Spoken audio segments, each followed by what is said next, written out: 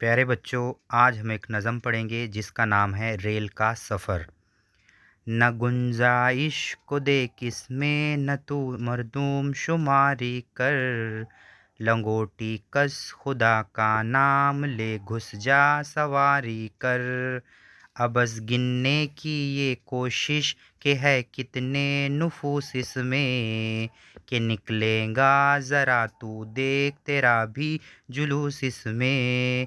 वो खिड़की से किसी ने मोर्चा बंदों को ललकारा, फिर अपने सर का गट्ठर दूसरों के सर पे दे मारा।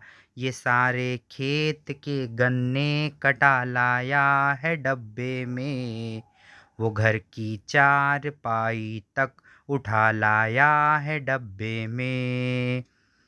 वो एक रस्सी में पूरा लाओ लश्कर बांध लाए है, ये बिस्तर में हजारों तीर वो नश्तर बांध लाए है।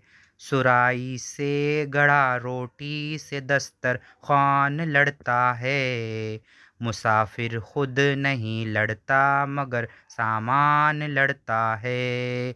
वो हज़रत जो अवामुन्नास में घुल मिल के बैठे हैं, रज़ाई में वो यूँ बैठे है गोया सिल के बैठे हैं।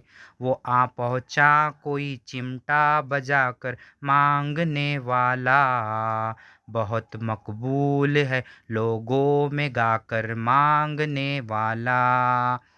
बहम यूँ गुफ्तगू में आशनाई होती जाती है, लड़ाई होती जाती है, सफाई होती जाती है।